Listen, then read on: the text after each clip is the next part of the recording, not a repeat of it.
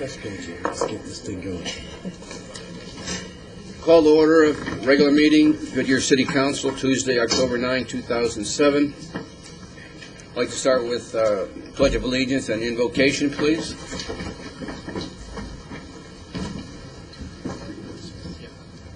I pledge allegiance to the flag of the United States of America and to the republic for which it stands, one nation, under God, indivisible, with liberty and justice for all. Dear Lord, please provide enlightenment to the council this evening. Keep our fire, police, public works, and all the people who work for the city of Goodyear safe and effective, and protect our young men and women who are serving the United States while overseas in Afghanistan and Iraq. Amen. Amen. Amen.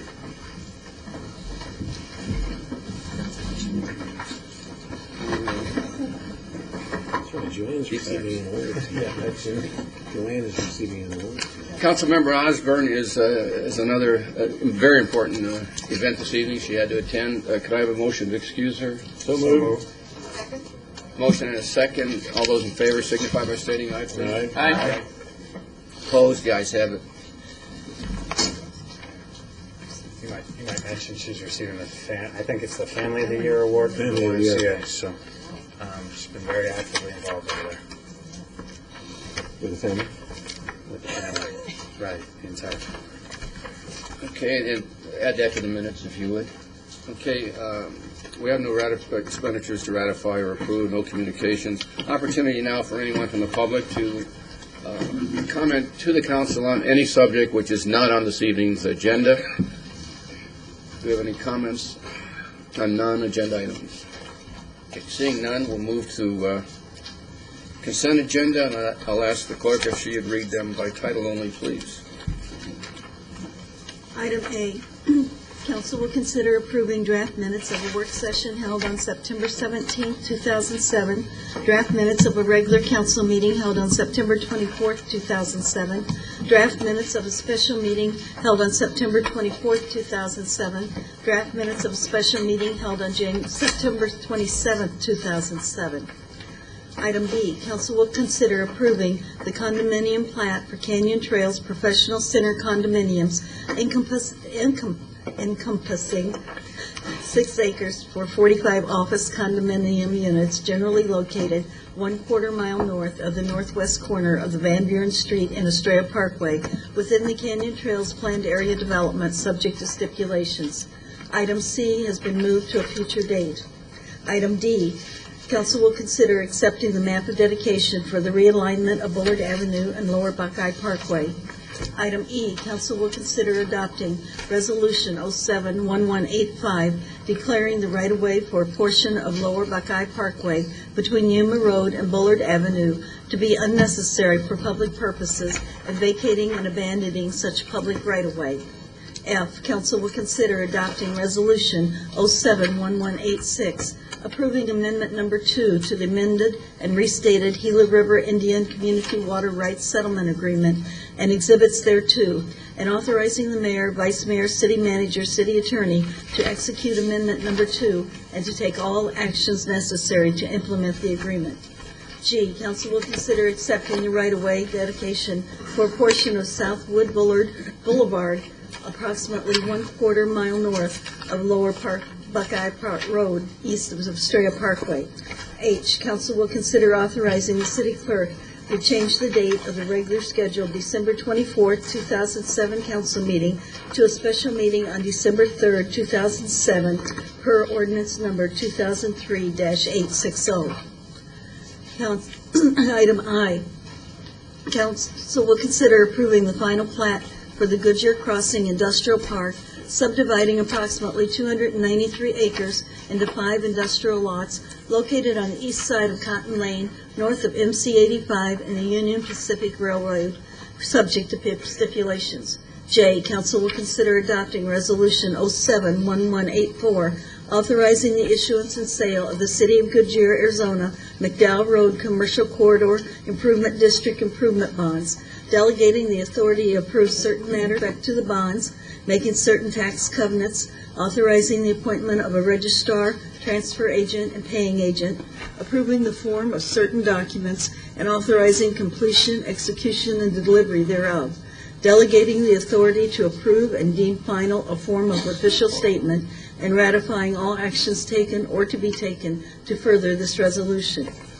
K, council will consider authorizing staff to enter into a contract with Barton Malo Company for construction manager at risk construction phase services for the Goodyear Park and Recreation Sports Complex, guaranteed maximum price, one, in an amount not to exceed $10,650,283.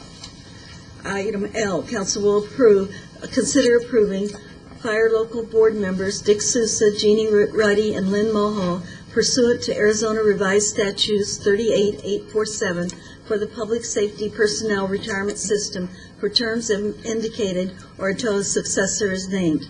Item 2, council will consider approving police local board members Dick Sousa, Jeannie Ruddy, and Lynn Mulhall pursuant to Arizona Revised Statutes 38847 for the Public Safety Personnel Retirement System for terms indicated or until a successor is named. Item M, council will consider awarding a construction manager at-risk contract to Johnson Carlier in the amount of $3,541,730 for the construction of Fire Station Number 185 just west of Pebble Creek Parkway on Clubhouse Drive.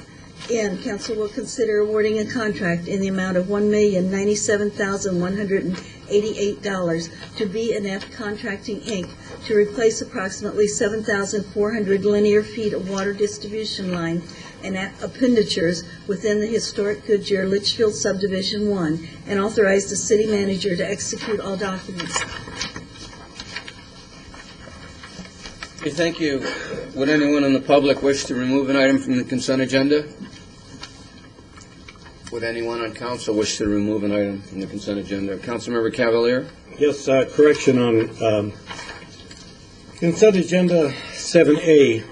There is a mistake in the minutes of the special meeting of the mayor and council for the September 24th special meeting, the September 24th meeting. It shows that, it indicates that the council present were Vice Mayor Cavalier, Mr. Sousa, Mr. Scott, Mrs. Lord, and Mrs. Holland, and Mr. Antoniak, and that is incorrect. What's correct? And Which meeting was that again? It's the special meeting. Yep, there it is. Yep. Special meeting on On 24th. 24th September at 6:46 p.m. What's incorrect? It says Mr. Scott. Scott, and it has Scott and Cavalier, and it's Vice Mayor Cavalier. It should be Councilman Cavalier. It should be Vice Mayor Antoniak.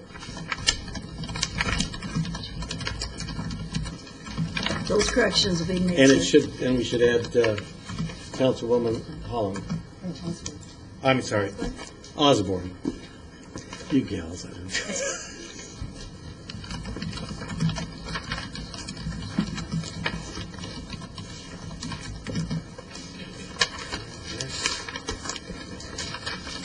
you have that, Dee? Yes. Okay, good catch, Frank.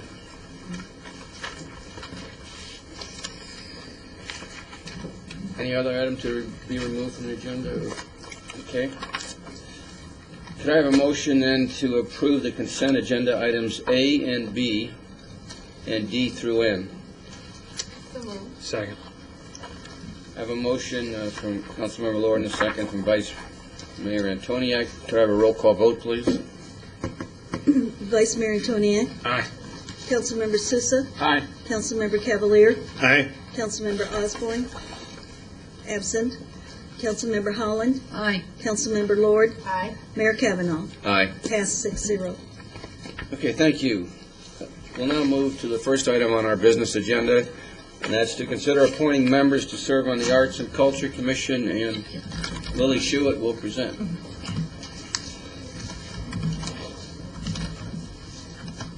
Good evening, Mayor Kavanaugh and council members. I'm here tonight for a very special evening to appoint our brand new Arts and Culture Commission. We had over 50 applications that were submitted from residents to be on this commission.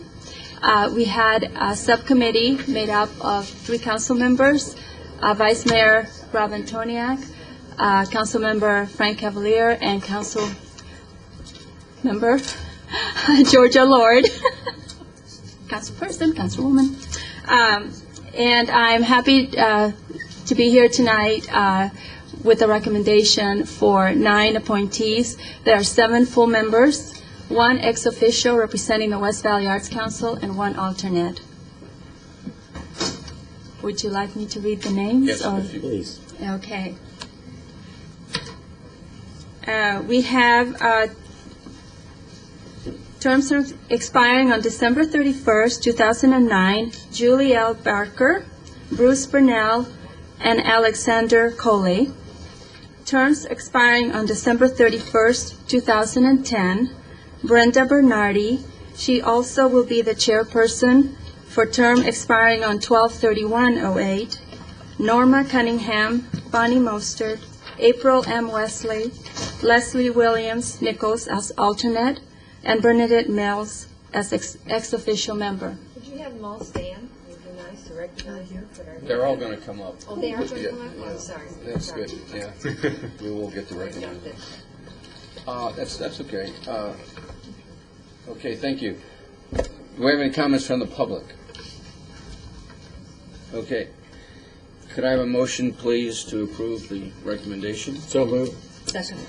I have a motion from Councilmember Cavalier and a second from Councilmember Holland. Open for discussion among council, and after we discuss it, if assuming we approve it, which I assume we will, we'll have them come forward. Okay? So, comments? Any comments? It's a very enthusiastic group, talented, and dedicated. We couldn't have asked for a better team of people. Lily, how many applicants do we have? About 49 to 50. So we had quite a pool. Quite a, and it's a wonderful selection. You would be very pleased with the caliber of arts experience and everything else that we have It was in difficult Goodyear. to choose because there was so much talent and so much background experience. It's tremendous. We have an arty community.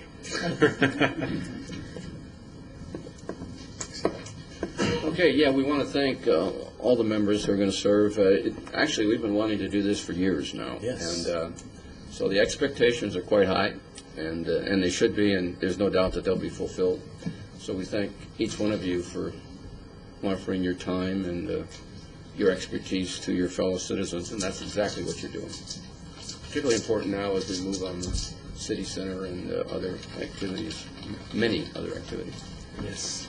Okay, all those in favor? Can I just add, Yeah. just add my congratulations to Lily. I know this was one of her first charges, and she's sustained this for the several years she's been on board. But she talked about this back when Jerry Watson was leading your group, and you've kept the ball rolling. So congrats. This is obviously the first step for you, but and a first step for who will become many of your friends and colleagues in your committee. So appreciate your tenacity and expertise that you lended to the situation as you went through that process. So, thanks. All those in favor of the motion signify by stating aye. Aye. Opposed? The ayes have it, 6-0. Your Honor. Okay, what I would like to do is welcome all of your the Art Commission members to come up front, and we'll have a picture with the mayor.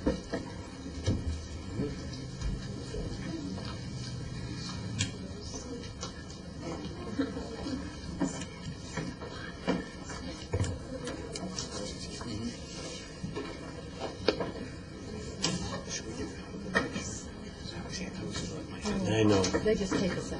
Hey, Paul, if you want us to move so our heads aren't in the back. She heard it. She saw it. I don't think they'd see us. I don't think they'd see us. Come on. There you go. Now they can't see us.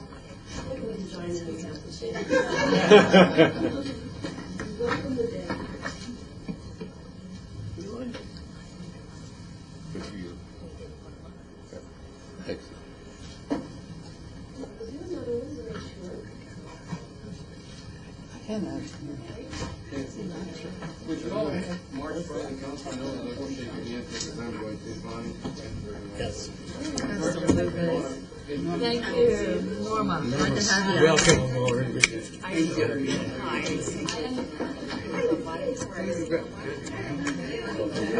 Thanks for volunteering. We roped you in for another night. Don't worry about it. Hi there. Thank you. So glad you're with us. Thank you for being Have here. you? Yes. We're glad you could That was a join lot us. of fun. I loved your jewelry. Nice to have you here. We're gonna really have fun with this. Nice to meet you. Oh, you are. Okay. Hi there. I'm Brenda. It's nice to meet you. I'm Brenda. Nice to meet you again. Glad to have you here.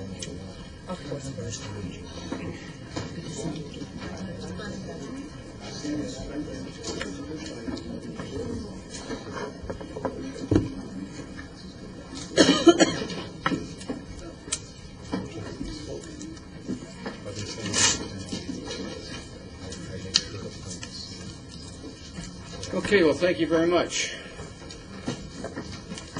We'll now move to the second item on our agenda. A less desirable art form. Yeah, just say that. Really? Consider adoption of an ordinance for graffiti prevention, prohibition, and removal. Gail Bosgeiter. Good evening, Mayor Kavanaugh and council. I'm back here tonight because on September 10th, we came before you at a work session and presented a new ordinance on graffiti abatement and prevention and a brief update on a program that we would like to implement with that ordinance. So today, we're here to give you an update on some of the questions you had, and one of those was that implementing the program as soon as possible with the hiring of a position. After much discussion with staff, we have come up with a plan to bring on a person to administer the program on a contract basis until such time as we can ask for and get approved as part of the budget a position. So that's our update, unless you have any questions. So this is the ordinance you previously presented with Yes, that it addition. hasn't changed. Good. Okay, thank you. Comments from the public? Okay, could I have a motion, please, to approve the ordinance? No, ask the clerk to read the ordinance by title only, please. Ordinance number 071090, amending provisions of the Goodyear City Code, Chapter 11, by adding Article 11-1-25 pertaining to the prevention, prohibition, and removal of graffiti, providing for separability and providing for an effective date. Thank you. Could I have a motion to approve the ordinance, please? Mr. Mayor, move that the council adopt ordinance 07-1090. So moved. Second. I have a motion from Councilmember Souza and a second from Councilmember Holland. It's open for discussion. Well, I'll make just one little comment. I'm just glad we're moving forward with it. Where I have a little nonprofit that I'm involved in, and it's a constant thing. So it's going to be a lot of work for somebody to make sure that we can kind of keep our hands around it, so to speak. Good luck. Thank you. Yeah, you're right. It's a tough job. Oh, it is. Not easy. Councilmember Souza? Thank you, Mr. Mayor. Yeah, there's a lot of changes that should be brought to the attention of the people that are going to be involved in that. I would recommend that you send notices, particularly to the retailers who are marketing these products, so that they're not constantly in violation. I think it's important, and I want to thank you very much for putting teeth into this thing. And I know that the courts are going to pay particular attention to the consequences of violations. They're stiff, as they should be, because this is costing the city a tremendous amount of money to keep pace with what's going on by these individuals who could express their artwork elsewhere other than city property and private property within the city. So I want to thank you very much for bringing this forth to the council, and we've needed it for a long time, and appreciate your efforts. Thank you. Thank you, Mr. Mayor. Mayor Kavanaugh and Councilmember Sousa, that is will be one of the first things that this position will address as soon as they're on board, is getting with the businesses and educating them as to the new ordinance. Thank you very much. Appreciate that. Thank you, Mr. Mayor. Thank you. All those in favor of the motion signify by stating aye, please. Yeah. Aye. Aye. Opposed? The ayes have it, 6-0. We need a roll call vote. Oh, I'm sorry. It's a roll call. Okay. Can I have a roll call, please? It's an ordinance. Councilmember Holland? Aye. Councilmember Lord? Aye. Vice Mayor Antoniak? Aye. Councilmember Sousa? Aye. Councilmember Cavalier? Aye. Mayor Kavanaugh? Aye. 6-0 passed. Okay, and I apologize, Dee. We'll move to the third item on our agenda. Thank you, Gail. And that's to approve a lease agreement for the Estrella Mountain BMX track, and Connie Stepnitz will present. Mayor Kavanaugh, council members, I'm very pleased to be here tonight to present a new lease between the City of Goodyear and Estrella Mountain BMX track. This brings us full circle, as the track has met all the stipulations that the city required and has passed their final inspection. This has been a very long journey for us. We started in 2004, and we got off to a rocky start. This last year, we improved working relationships with Terry Woodmansey at the park, and we finally made this a reality for all of our citizens. The new contract was developed by Elizabeth in our legal department, and it has been streamlined so that it benefits both parties, the city and the track. It will be for a term of 24 months, and it has the option for 3 one-year renewals. Your approval of the contract tonight brings closure to this issue, and we're very glad to be able to provide this service to our citizens. I do have Terry here tonight if you have any questions for her. Okay, thank you. Terry, would you like to make a comment, or? You've been here long enough. Good job. Any other comments from the public? Okay. Can I have a motion, please, to Mayor. approve the lease agreement? Mayor, I move that we approve a 24-month lease agreement with 3 one-year renewable options for Estrella Mountain BMX track located near MC 85 and Estrella Parkway in the city of Goodyear. Second. Motion from Vice Mayor Antoniak and a second from Councilmember Cavalier. Open for discussion. Mr. Mayor? I think the council would be remiss if we didn't thank Deputy City Manager Jim Nichols for his efforts in this endeavor. He worked diligently in bringing this forth and kept everybody in the mix, and there were some difficult times, and with his involvement we were able to overcome those hurdles. I do have one question, and it's where we say, finally, many displaced riders from the Goodyear Skate Park are riding at this facility. With that, okay, what type of supervision are we providing, or you will provide, to keep this element under control? Mayor and council members, I can tell you that in our facility, it's locked down except for when there are supervisors there. We have a track director, a co-track director, and multiple officials on the track at all times. Individuals are not allowed to ride without the proper gear and helmets, and have to be registered with us to ride so that we know that they're protected and have been inspected on their bikes as well. And we have taken quite a few of the riders from the BMX park up north, that was the skate park, and they seem to be following our regulations quite fine. We've had no problems. Is supervision done continually while you're riding? Yes, we never have the track open without supervision. All righty, thank you very much. Thank you, Mr. Mayor. Okay, thank you. Councilmember Cavalier. Yeah, just a question on your insurance. You carry liability and full insurance, all the required insurance. Mayor and council members, yes, we do. We originally had a $6 million policy, which was exorbitant for the track. It was something that was totally unusual for a track in the United States. $2 million is a normal policy, and that's the policy that we now carry. Okay. And the dust issue, there's not an issue with the dust causing any dust during the... Mayor and council member, no, we have Maricopa County's approval for our dust control plan. It is watered down frequently. It is maintained so that it is dust-proof. Thank you very much. Well, we've come a long way on this one, haven't we? Oh, we have. Been a long road. Mega Well, miles. your answers are very good, too. She's had a lot of practice. Thank you, Jim and staff. Thank you, Terry and your family, and all the writers. Yep. Okay, all those in favor of the motion signify by stating aye, please. Aye. Opposed, the ayes have it, 6-0.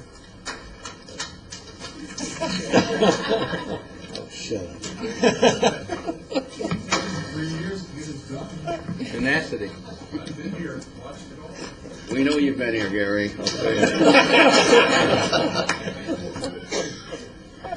Okay, fourth item is to consider adoption of a resolution approving the assessment diagram for the McDowell Road Commercial Corridor Improvement District. Regis, read. Mayor Kavanaugh, member of council, thank you very much for the opportunity this evening to present this to you. Before you on your screen, we have a little slide presentation, take you through this. Essentially, we're bringing the assessment diagram and the Phase 2 contract for construction for the McDowell Road Commercial Corridor Improvement District. As an overview for this, the Improvement District was formed back in December of 2006. Phase 1 was pre-funded and is completed. Pre-funding was done by Westcor, Evergreen Devco, and W.M. Grace. The infrastructure fronts their properties, and this was expedited to bring forth commercial development that is now opened up in that area. Phase 2 construction, initiated with today's request, is for the assessment diagram and the construction contract for Phase 2. Before you is a diagram of the improvement district. Very self-explanatory. However, if you have any questions after this presentation, we can go into more detail on what it is. The assessment diagram, it identifies a number of each parcel within the improvement district, and council approval is required to assess the property owners. As a requirement of an improvement district, we're obligated to read aloud in public the bids we received for the Phase 2 construction. Police, the winning bid was $25,261,511.10. Markham Contracting Company, $26,612,158.80. Hayden Building Corporation, $27,399,540.85. Ankin and Gardner Engineering was $27,738,670.08. F&F Construction was $622.64. I'd like to point out that the 4 low bids were within 5% of each other. Very remarkable feat for a project of this size. We feel we've had very competitive bids. Fiscal impact for Phase 2 portion, original estimate by the engineer was $41,294,869.80. We came in substantially lower. One reason is, of course, over the last year and a half, construction costs have come tremendously down as opposed to 2 years ago when the estimate was put together by our engineer. Again, we're very confident in the bids being this much lower than the engineer's estimate because of the 5% of the 4 lowest bidders. The city will issue bonds. The properties within the ID district will be assessed. There will be no assessment to the city. However, there is a contingent liability to the city if failure to perform per the developers. The city will have to make those payments and will have the ability to go after the owners of the land at that time for the property or payments thereof.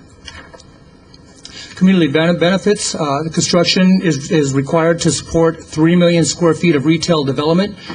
In this retail development, of course, is Estrella Falls Regional Mall. It'll generate a substantial sales tax receipts, provides additional employment opportunities, offers additional local goods and services to the city residents, and it fully improves the Bullard Wash Linear Park for approximately 1/2 mile between Virginia and McDowell Road, and it'll have all the park amenities offered now by the city and then some. In summary, we ask that you adopt a resolution approving the assessment diagram and award the contract to Police Construction for the construction of Phase 2 in the district. With that, I will open up to any questions. I've got a pertinent personnel here to answer any. Okay, thank you. Opportunity now for anyone from the public to comment. Mr. Gelser. Put the diagram back up of the phasing, please. Oh, there we go. There you go. If I understand correctly, the on Pebble Creek Parkway, just north of Virginia, will be in this part of the construction where my traffic sign is right now, and will be taken care of during this construction. Is that correct? And I'm sorry I didn't identify myself. Gary Gelser, Goodyear. Yes, sir. That stretch of roadway on the east side will be taken care of in the improvement district and developed. Okay, further comments from the public? Okay, could I have a motion then to adopt, no, I'm trying to move too quickly here. Ask the clerk to read the resolution by title only, please. Resolution 07-1183, approving the assessment diagram for the City of Goodyear, Arizona, McDowell Road Commercial Corridor Improvement District, and awarding the construction contract with respect thereto. Okay, thank you. Could I have a motion? I move we adopt Resolution 07-1183 as read by the city clerk. Second. Motion from Councilmember Lord and a second from Councilmember Souza. Open for discussion. Councilmember Souza? Regis.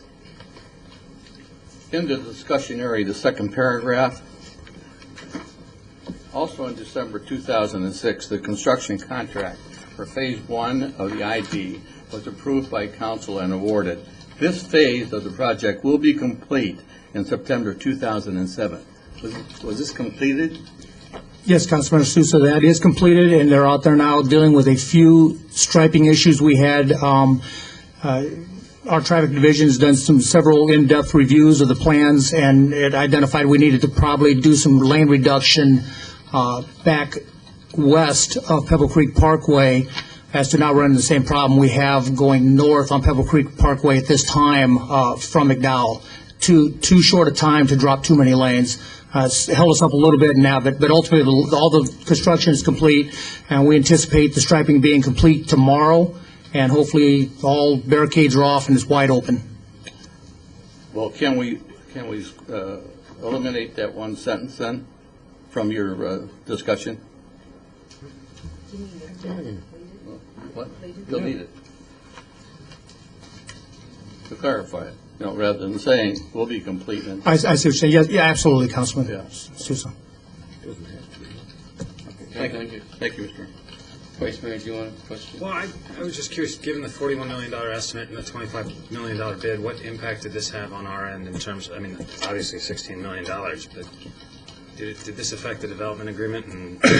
No, what it'll do when we go out and sell bonds and secure the bonds, we'll just secure a much less bond. It's very beneficial for all the landowners and the city, of course, then. Okay, thank you. Thank you. Okay, could I have a roll call vote, please? Councilmember Lord? Aye. Vice Mayor Antonia? Aye. Councilmember Sousa? Aye. Councilmember Cavalier? Aye. Councilmember Holland? Aye. Mayor Kavanaugh? Aye. Passed 6-0.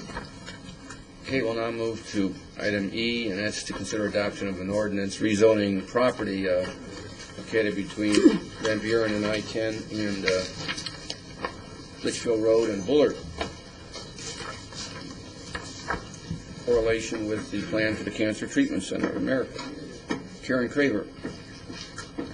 Thank you, Mayor. Good evening, Council. As was stated in the introduction, the property is at the intersection of Bullard Avenue and Van Buren Street. It extends north up to I-10 and eastward over to where the railroad tracks are. Also, in the introduction, it's mentioned that all of the property currently has a preliminary PAD designation on it.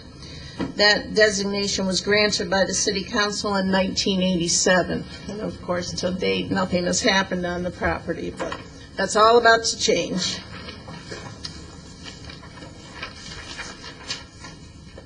This is the proposed land use map for the PAD.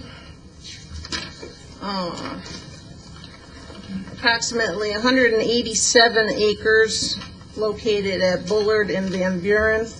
That would be this area, is being recommended for preliminary PAD.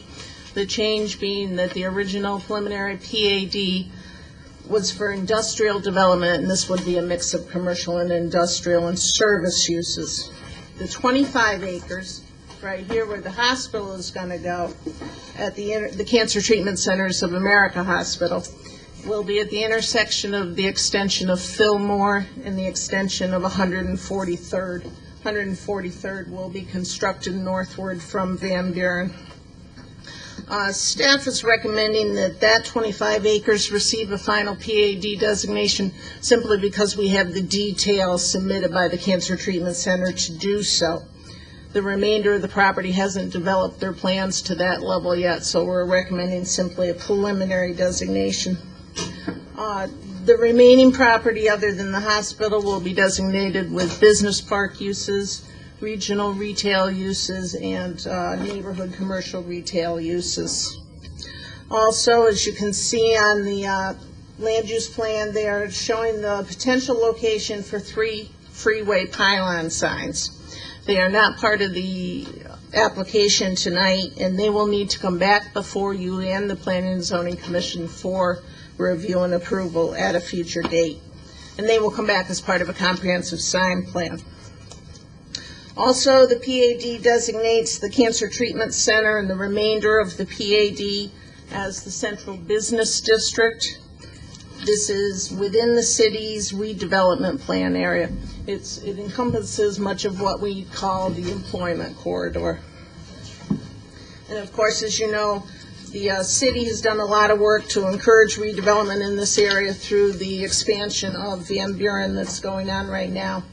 The Planning and Zoning Commission heard this case just last Wednesday night, and they had some questions regarding the potential signage and traffic signals and recommended approval 7-0. And staff is recommending approval as well, of course. And there are representatives from EJM Development Company and Cancer Treatment Centers here tonight. Okay, just to make sure I understood, is this whole 178 acres plus 25 part of the Central Business District? Yes, it is. Okay, Fred Stiles is here. Any comments from the applicant? Don't have to. Mr. Mayor, members of council, for your record, my name is Scott McCoy with Earl, Curley & Lagarde in Phoenix. Don't really have much comments in terms of the substance of our application. I do want to make a couple of comments regarding your staff. Obviously, this application has moved at lightning speed, obviously, to accommodate an aggressive time schedule for the hospital, and we certainly appreciate everything that the city manager's office has done. Brian Dahlke and Jim Nichols, Harvey Krause and his staff have been tremendous. And then, of course, Sarah Chilton, I know, has been working late nights and the weekend to work out the details of the development agreement and with the supervision of Rourke Massey.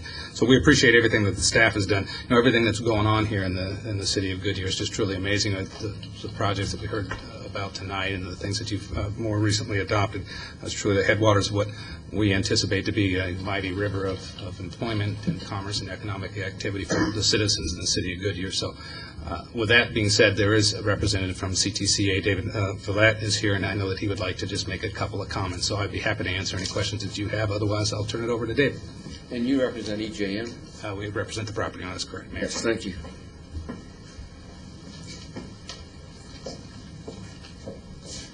Good evening. I'm Dave Villette, President and CEO of Cancer Treatment Centers of America at Western Regional Medical Center, which is the fine facility that you've allowed us to privilege to be able to erect here and to take care of cancer patients.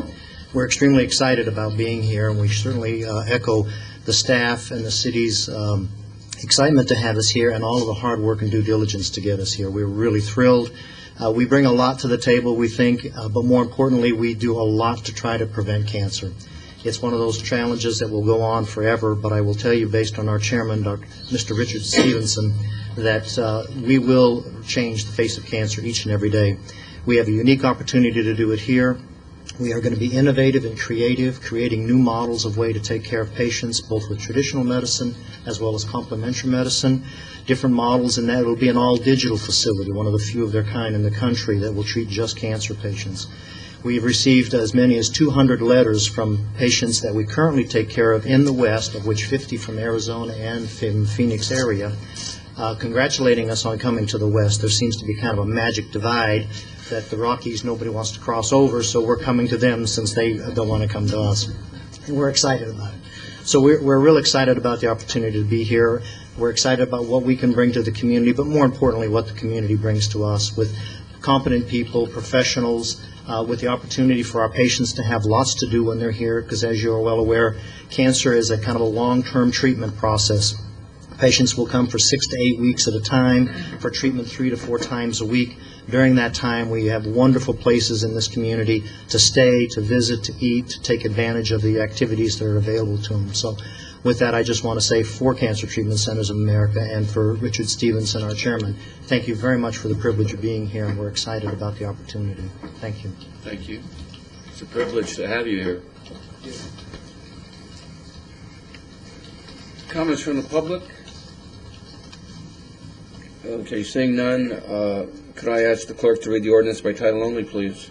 Ordinance 07-1091, providing for the rezoning of property from preliminary planned area development for industrial development to preliminary planned area development on 186 acres for mixed-use commercial and industrial development, and to final planned area development on 25 acres for development of a Cancer Treatment Centers of America Hospital, generally located at the northeast corner of Bullard Avenue and Van Buren Street, amending supplementary zoning map number 07019 to provide for the change in zoning, providing separability, and providing for an effective date.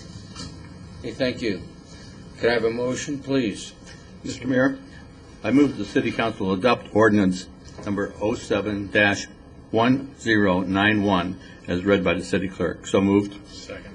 Motion from Councilmember Susan, a second from Vice Mayor Antoniak. Comments?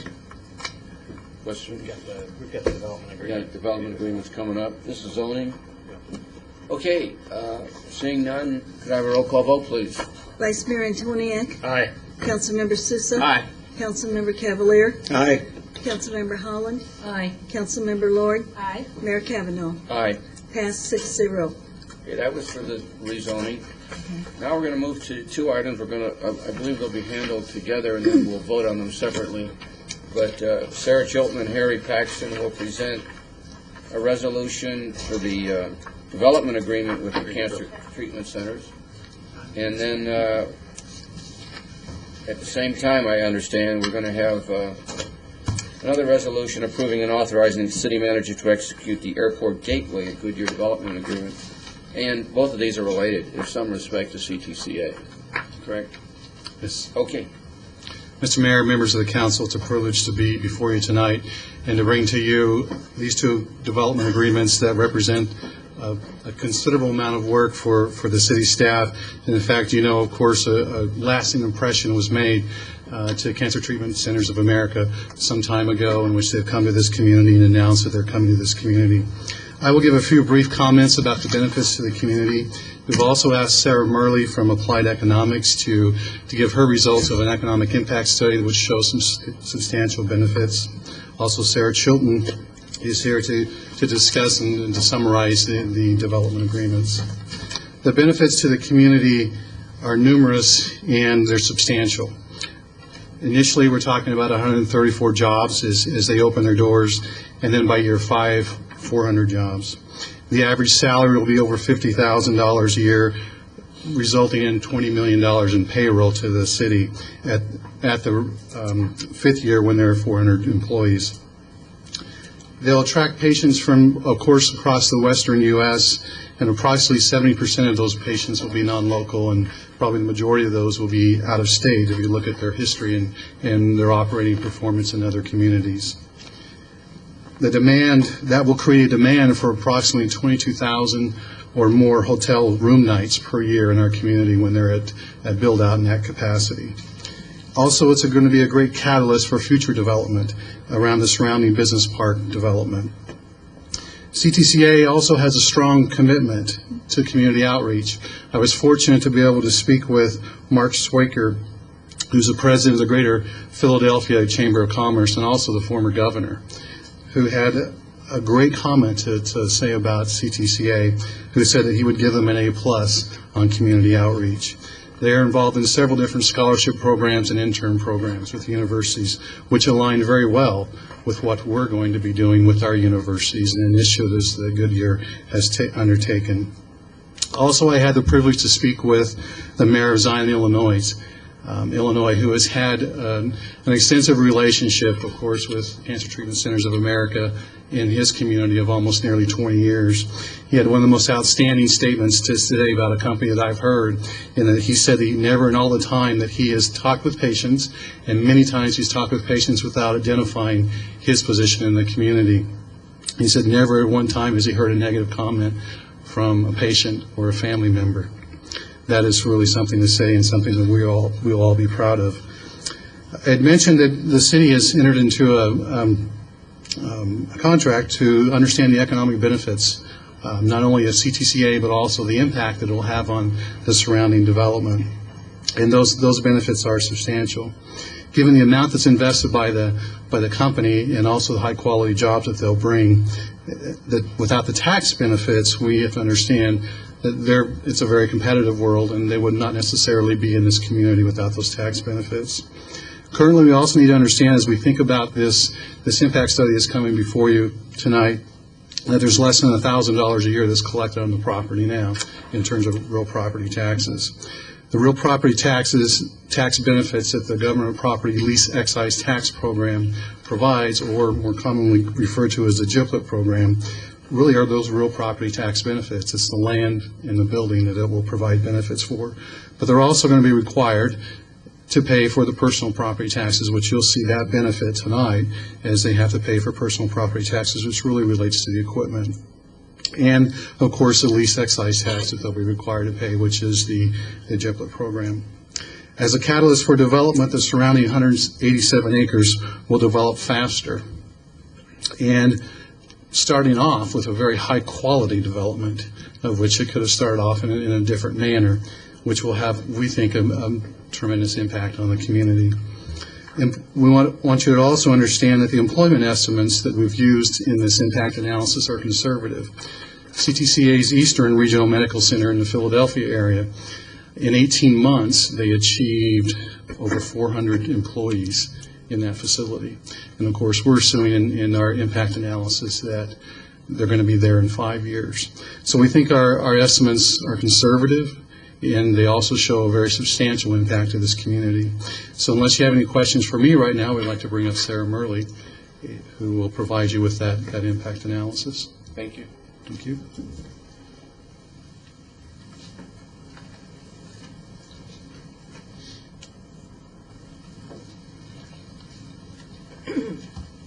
Good evening, Mayor Kavanaugh, council members. I'm Sarah Murley with Applied Economics, and I'm going to be reviewing the economic and fiscal impact analysis that I did on behalf of the city for Cancer Treatment Centers of America and the surrounding 187 acres of employment-generating development. Just to review the parameters here, the assumptions, the Cancer Treatment Centers of America will construct and occupy about 211,000 square feet. We are assuming initial employment of 134 people, which would increase to 400 people. We're saying conservatively by 2013, it may be before that. We're assuming an average salary of about $50,000 and an initial capital investment of $108 million. This is a very capital-intensive type operation. The type of equipment that they require is expensive, and because technology advances rapidly in healthcare, replacement expenditures are required on a fairly regular basis. So over the entire 50-year period, which is the term of the model, which is consistent with the term of the GIPLET, they would invest an additional $1.5 billion in major and minor equipment and replacements, that sort of thing, which we'll talk about how important that is when we get to the property tax revenues. The surrounding 187 acres Based on the specific plan for that area, we're assuming that would include 65 acres of regional retail, 10 acres of neighborhood and community commercial, 112 acres of business park development, and we did absorption projections for that area based on information from MAG and based on our knowledge of surrounding development and the expected pace of surrounding development, including the mall on the other side of the freeway, and we're assuming that that area would be fully absorbed by 2025. First, I want to talk about the economic impacts of CTCA, and this is effectively the impact on your local economy, primarily the impact on the private sector here in Goodyear. The total economic impact is estimated at $53.1 million per year in the city of Goodyear. And so what that means is through the operations of CTCA and through their local supplier purchases and through spending by employees who live in and spend a portion of their payroll in Goodyear, they would create increased economic activity of $53.1 million per year once they reach their full operational level in approximately 2013. CTCA at that point would employ about 400 people, and we're estimating that they would support about 162 additional jobs in the community, some through supplier purchases locally, but primarily through employment that is supported by shopping on behalf of their employees. They would have a direct payroll of about $120 million and then support an additional $6 million in payroll that would correspond to those 162 jobs in Goodyear. And those estimates are based on economic multipliers that are specific to the city of Goodyear, and they're from the model that that we have developed for the city of Goodyear and that the city has been using for quite some time. Moving on to the fiscal impacts, which are really the impact on the public sector, despite the real property tax abatement that goes along with the chiplet, the CTCA would create a positive annual net impact in all of the 50 years that we looked at in the city's operating funds, which we included the general fund and the gas tax fund. Now, just to be clear that when we're looking at the fiscal impact, we're looking at both revenues and expenditures. So this is truly a net impact, not just a revenue impact. The net present value of that impact over a 50-year period would be about $1.2 million. So you can see that it's not a huge impact in any given year, but it's certainly a positive impact in all years. That present value becomes a fairly important concept when you're looking at a 50-year time horizon, because all of this is stretched out over such a long time that by looking at net present value, we're able to understand what the value would be if you were to get those revenues today. The positive impact that they're able to achieve even with the abatement of real property tax is mainly due to the significant amount of capital investment that they have in equipment, which is not exempt from property tax. Of course, they will also be paying lease excise taxes, and they use a substantial amount of utilities, and so they do generate a fair amount of utility franchise taxes for the city as well. Looking at corresponding fiscal impacts for the surrounding 187 acres, it's assumed that by incentivizing CTCA to develop in this otherwise undeveloped area first, that this would seed future development and assumably accelerate the regional retail and business park development in that area. Over 50 years, that area would generate a substantial positive impact on the city, primarily because of the amount of retail development and sales tax generating development that is included there. The net present value of that impact from 2009 to 2058 is $115.9 million, which you can see is a substantial increase over the $1.2 million that CTCA would generate. And again, that's a true net impact. That's revenues less expenditures to the city. So just to get an idea of the proportionality of these numbers, this graph here, the numbers in the purple are the amount of foregone real property tax over the 50-year period, and these are all in net present value terms. And here we've included not only the city but also the school districts, because I think it's important to understand the impact that this would have on the school districts. The city receives about, I believe, Well, a smaller portion. The city, this is primary and secondary taxes for the city, but the school district receives about 64% of all property taxes, just in general, based on their mill rate. And so the amount of foregone real property taxes for the school district is obviously going to be larger because their take of the overall property taxes is greater. But you can see the purple bar represents that.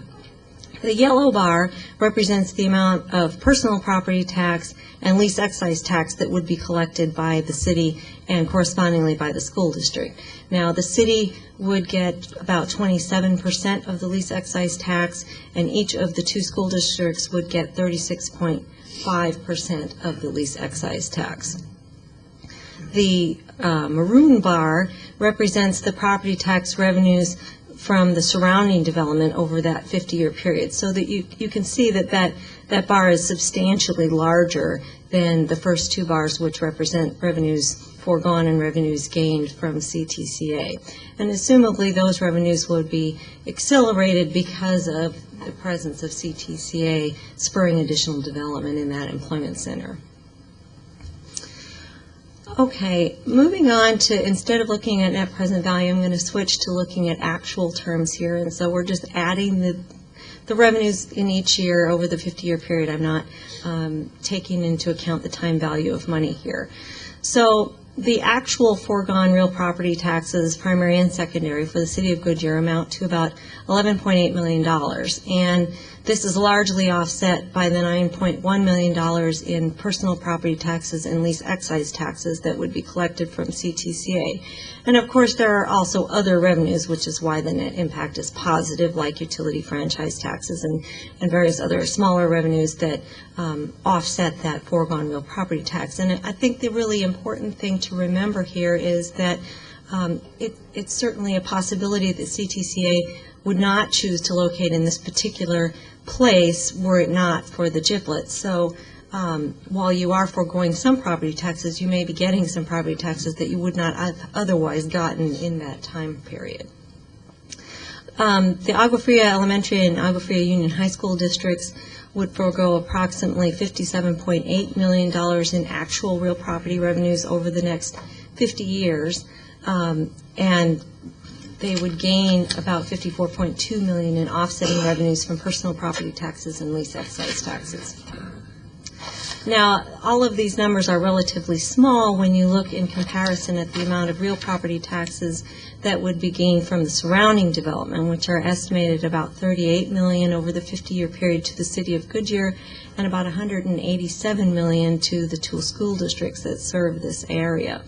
And of course, there would also be personal property taxes on the surrounding development, but we just don't have specific information about the tenants of that development to estimate that. But it gives you a proportional idea of how much could potentially be gained from the development of the surrounding employment center. Are there any questions? Any questions on that? So I guess then the GPLET, and I've been told different things on this, so only refers to real property. Correct. Tax, not personal property. Correct. Because the city would technically take ownership of the real property, and so that would be exempt. Okay.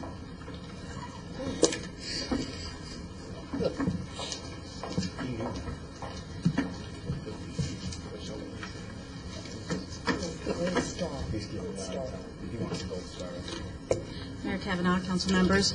I'm here just to answer any questions. I think we've given an extensive discussion in the presentations, the COEX, the staff reports that were made to you in terms of the nature of the agreements. I can briefly go over what I believe to be some of the highlights of those agreements and answer any questions that you have. Touch on some of the things that may have not been apparent in our prior discussions, but much of what we're bringing to you has been presented in earlier discussions in conjunction with the MOIs, the Memorandum of Intent, and the Letter of Intent that we entered with the property owner in the CTCA development. I think it is important to stress what Sarah Murley just brought up is this isn't an either-or proposition. You know, by entering into this GPLET agreement with CTCA, we're not losing something we would have otherwise had, but we are gaining very, very much. And I think that the economic analysis that has been done in conjunction with this project substantiates that. And the COAC with CTCA was designed to say, here's the assumptions that we make, but here's why we believe those assumptions are valid and that we'll meet those goals.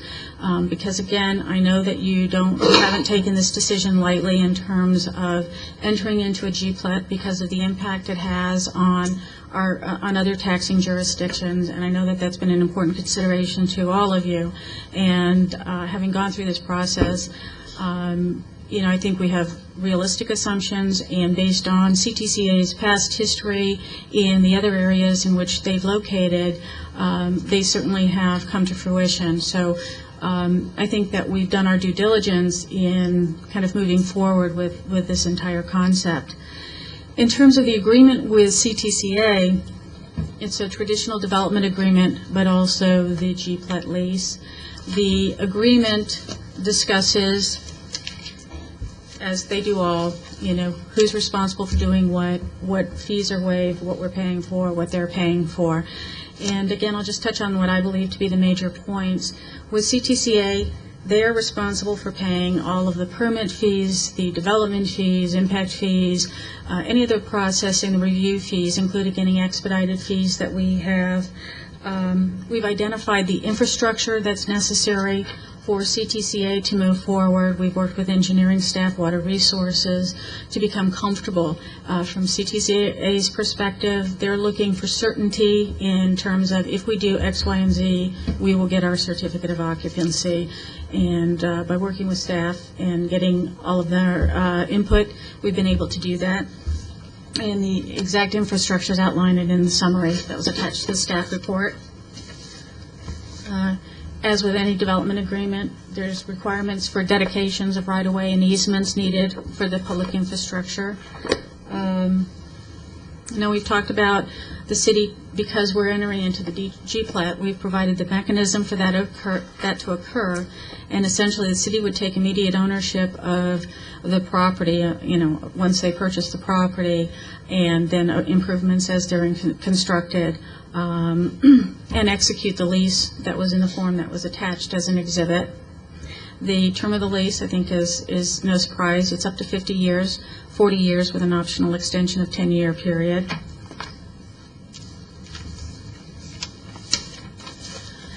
From the city's perspective, in order for us to gain the benefits that we're looking for kind of an expedited development in that whole employment corridor that the council has previously identified. So we have some requirements that CTCA complete its construction and begin operations within 3 years of the date of the agreement. We anticipate that occurring much earlier. Their goal is far more ambitious, December 31st of 2008. We have some challenges because we have to acquire some right-of-way and easements from Union Pacific Railroad, and certain challenges that we've committed to doing. But again, within 3 years they'll be opening. They're required to open continuously, and if they don't, if they're dark, except for the specified holidays, if they're dark for 30 days within any given year, it would be considered a default, and would allow the city to kind of reconvey the property, which would bring it back into the tax rolls. We don't anticipate that happening, but that is some protection that we've built in for the city. Under the terms of the lease, basically they're responsible for everything. The city isn't responsible for any of the improvements. They're not responsible for maintaining it. There's standards in terms of what they're required to do in terms of maintaining the facility.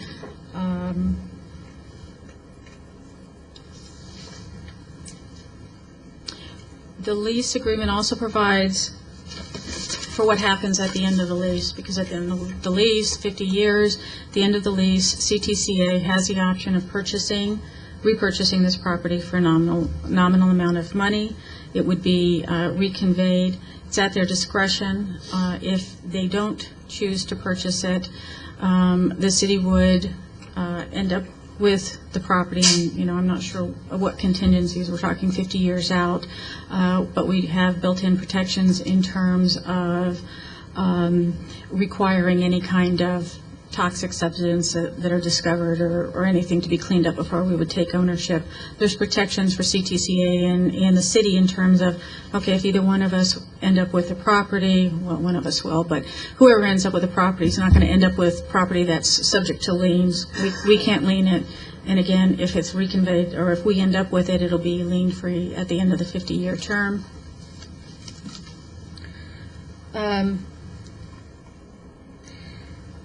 And again, they're required to pay the government property lease excise tax, all other taxes that are due on the properties, any liens and assessments. Again, I can't envision anything that we would assess at this point that's not already been done. So, but, in case, the protections are in there.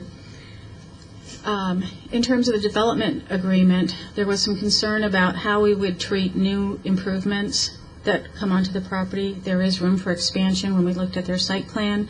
Again, CTCA has great plans for this particular site and looks forward to expanding. The agreement provides that new improvements would be subject to the G-Plat, provided they can make the same sort of showing that they did here, that it's in everybody's best interest to move forward so that we could satisfy our obligations under constitutional and statutory obligations. We have other protections in terms of joint defense agreements and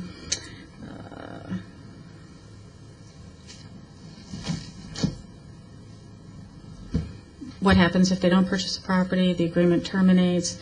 And then the only other big issue is the right-of-ways. There are certain right-of-ways that neither the property owner nor CTCA will control, and the city's obligated to acquire those rights-of-ways and easements. Union Pacific Railroad is one. Part of West Fillmore would be located on another property owned by, I think it's Andy Rediger's property, but I don't know the name of the entity that owns it. And then also 143rd Avenue, which we're in the process of condemning anyway.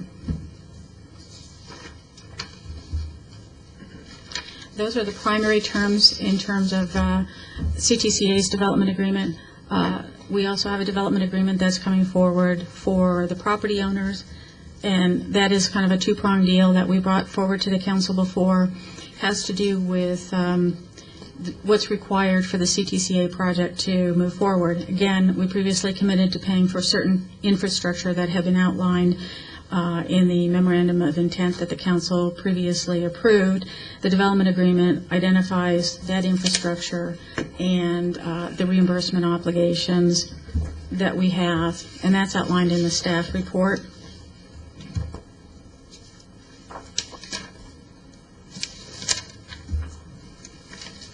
The specific improvements would include full street improvements for West Fillmore. It's going to run all the way from Bullard to connect up to where West Fillmore ends at the railroad tracks.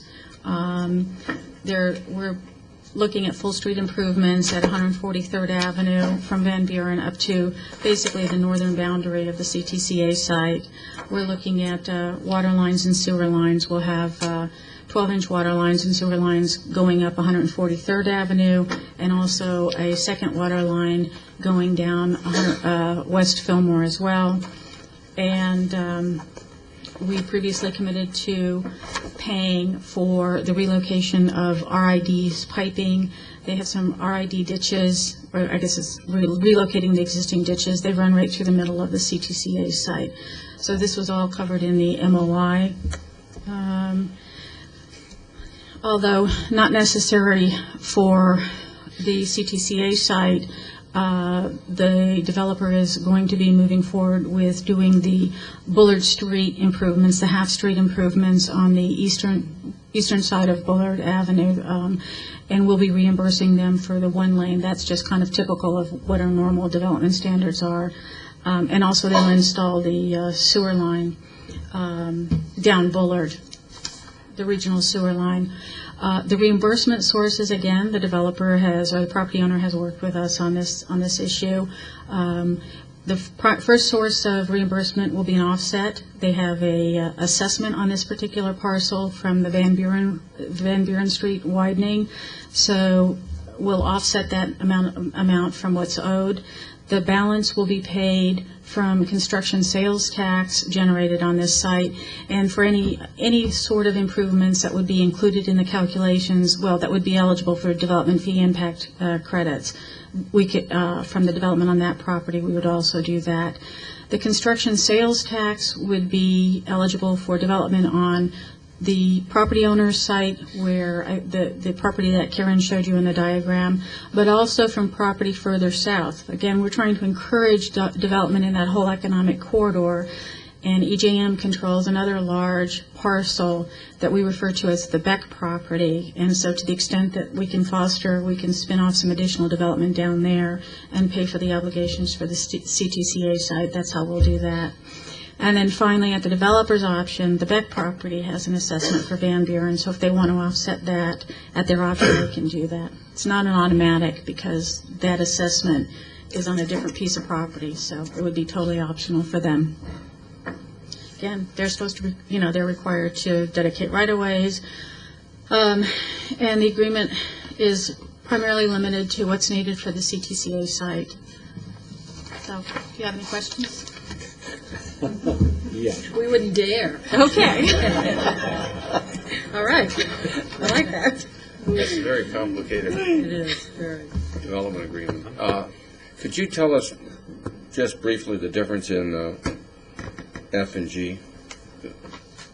So it's clear to everybody.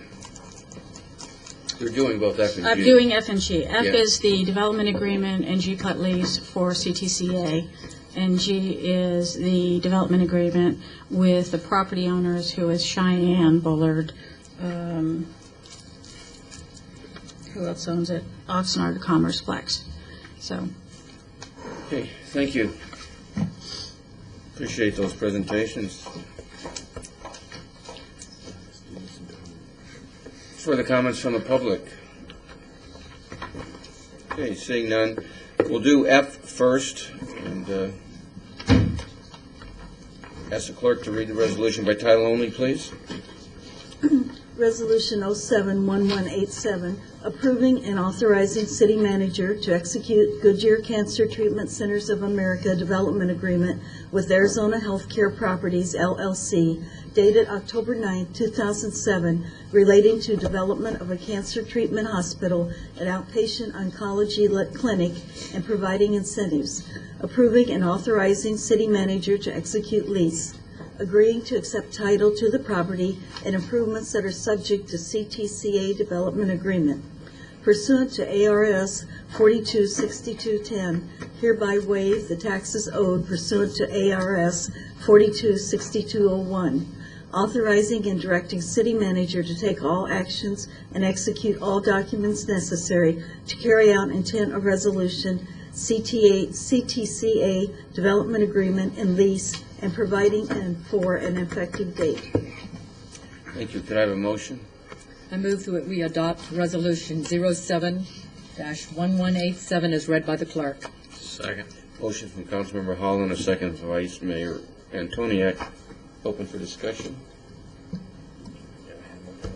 Councilmember Souza. Mr. Mayor, this is not so much about what is just being presented as a recommendation to pass this ordinance, but what has transpired here is not so much CTCA coming to the city of Goodyear, but what has happened once they agreed to be here. And the involvement of this Goodyear staff, professionalism that comes out of this staff proves itself again and again and again, and more so this evening in the presentation that was made by Mr. Chilton. It just amazes me that we have so much professionalism in this city and the way it's presented by staff on every occasion. It makes me so proud to be associated with these people of this stature. And I'm sure that everybody in the council agrees with my position on this issue. I want to thank Sarah for the time that she devoted to putting this all together and the professionalism which she presented to the City Council this evening. It's amazing to me that a person can go into such depth and make it understandable to a layman who is not a lawyer or at least knows very little about the legal profession. Thank you very much. I appreciate it, Sarah. Thank you, Mr. Mayor. Okay, thank you. Okay, roll call vote, please. Councilmember Sousa. Aye. Councilmember Cavalier. Aye. Councilmember Holland. Aye. Councilmember Lord. Aye. Vice Mayor Antoniak. Aye. Mayor Kavanaugh. Aye. Passed 6-0. Okay, we'll now move to the last item, and that's G, and that relates to the landowners in the airport gateway area. Presentation has been made. Do we have any comments from the public? Seeing none. Ask the clerk to read the resolution by title only, please. Resolution 07-1188, approving and authorizing city manager to execute airport gateway at Goodyear Development Agreement with Cheyenne Valley LLC, Oxnard Commerceplex LLC, 19th Avenue LLC, and Bullard 2 Properties 1 LLC, dated October 9, 2007, relating to the development of property, including reimbursements for construction of infrastructure and improvements to serve the development of the property known as Airport Gateway at Goodyear, and a cancer treatment hospital, an outpatient oncology clinic to be operated by Cancer Treatment Centers of America or an affiliated company, authorizing and directing city manager to take all actions and execute all documents necessary to carry out intent of resolution and the Airport Gateway at Goodyear Development Agreement, and providing for an effective date. Thank you. Do I have a motion? Mr. Mayor, I move that the council approve and adopt resolution number 07-1188 as read by the city clerk. Second. Motion from Councilmember Sousa and a second from Councilmember Lord. Open for discussion. Okay. Roll call vote, please. Councilmember Cavalier. Aye. Councilmember Holland. Aye. Councilmember Lord. Aye. Vice Mayor Antoniak. Aye. Councilmember Sousa. Aye. Mayor Kavanaugh. Aye. Passed 6-0. Okay, thank you. Yeah, that was great. Good. Welcome aboard.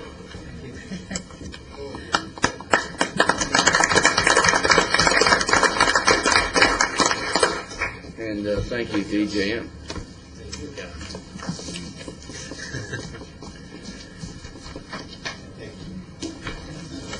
Opportunity now for comments, reports of current events from the council members. Councilmember Holland. Well, it's been a very busy couple of weeks. We've had open model homes to go to. The progressive dinner was great. Sorry all of you guys missed it. We have attended the fire prevention week at the fire station. See some of those staff there. We've had GPEC dinners. We can go on and on. It's just been a very busy couple of weeks. I think everybody moved things that were happening during the summer to October and November. So I don't know where it's going to stop.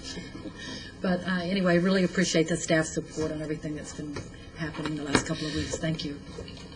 Great, thank you. Vice Mayor? I'm proud to report the city didn't blow up while you were overseas, and everything is still intact, so. Came close once, though. Came close once, yeah. No pun intended. Came close once. We survived. Several attended the governor's attendance at the New Life Center. Presented a check for $750,000 to add 41 new rooms to that facility. Very, very impressed by the residents of that community who suffer greatly by the impact of uncaring spouses and there's not only the spouses themselves, but the children also. It really tears at the heartstring to see these people that are so grateful for that type of facility. And I'm happy to say that we were there to encourage them to continue their efforts in the city of Goodyear. Thank you, Mr. Mayor. Thank you. Lost in that conversation, $750,000 to that center was 25% of the $3 million budgeted from the Housing Trust Fund this year that went. to that center. So there's a significant amount of the state dollars budgeted for those programs. That's right. Okay, city manager, comments, current events. Yes, sir. Mr. Mayor, council members, I have a couple of announcements to follow up on a few of the items that have already been mentioned. First off, you might be interested to know that the agenda for tonight's meeting and the September 24th meeting were both produced using the agenda manager software that has been underway and under development for quite some time through the city clerk's office. So that initiative has been completed, and now we're actively utilizing the software. Also want to let you know that this past Friday, the police department sponsored a vehicle ID number etching team at Mervyn's as part of their grand opening. We utilized department volunteers to perform that work. 18 vehicles were etched to help provide a greater level of security and safety with their vehicles. But more importantly was the positive working relationship established with Mervyn's. They would like that group to come back and also look at other opportunities for partnered events there at the new store. So also related to the police department, on Sunday we had the Bowl with a Cop event. I don't have a figure for you on funds raised, but I can tell you that there were over 20 local school kids who participated, had a ball, and it was a very popular, well-attended afternoon with the police officers. And then finally, before I get to follow-up items, I believe Interim Deputy City Manager Mark Brown has an introduction to make for us.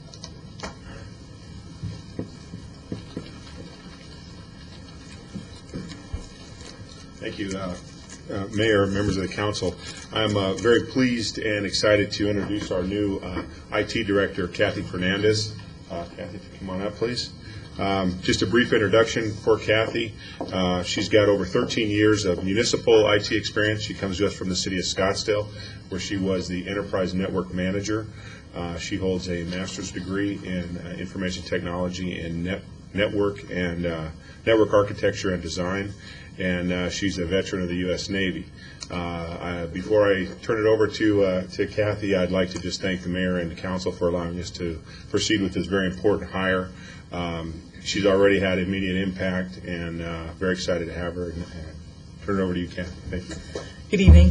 Thanks for having me, and thank you, Mark, for the good introduction. He did a great job of summarizing my background.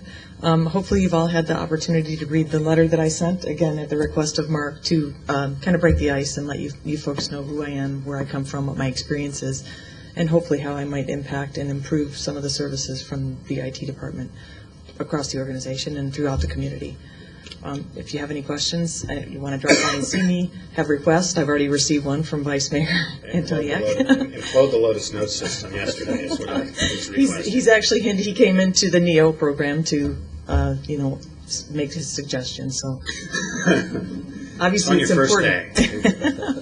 It's very important to him. So I encourage everyone to visit. Hopefully I will implement change probably right away in terms of communication with the organization, and hopefully, again, make some improvements in that.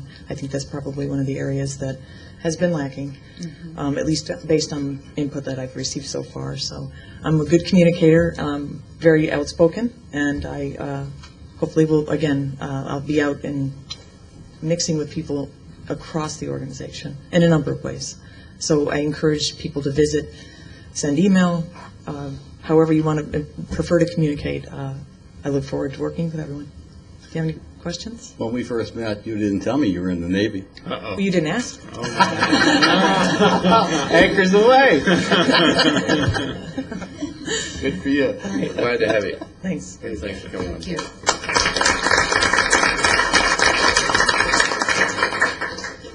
You can tell she's well spoken.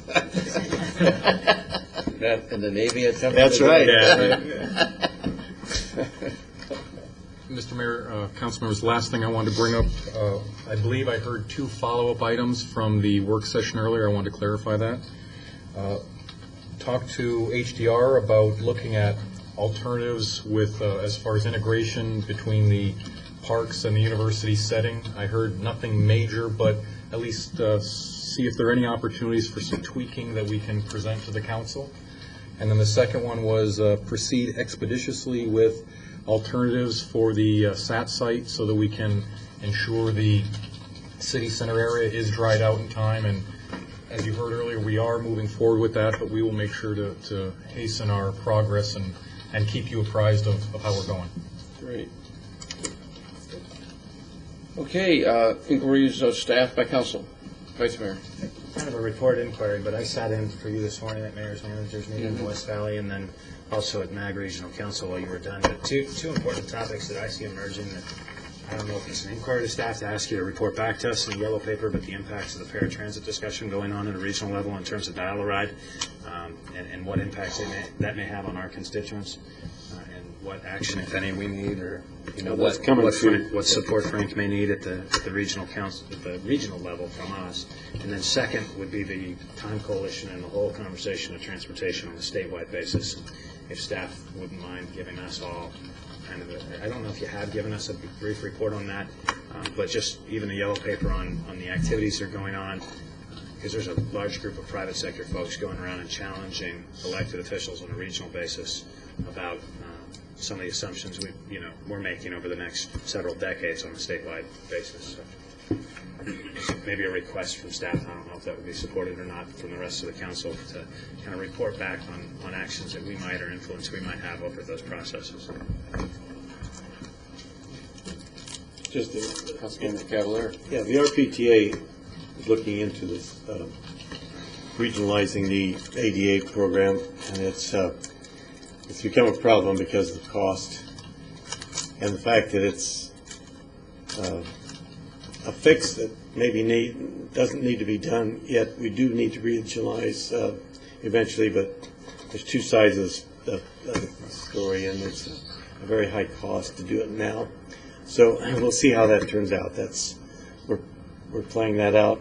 That'll come up at our next meeting. Okay, thank you. Councilmember Souza. Yeah, I just want to ask staff to pose this problem. What if the Diamondbacks and the Cleveland Indians play in the World Series? Let me tell you, Nichols has to recuse himself because he's a Boston Red Sox fan. Let me tell you, it's hard living at home because my wife is a Cub fan.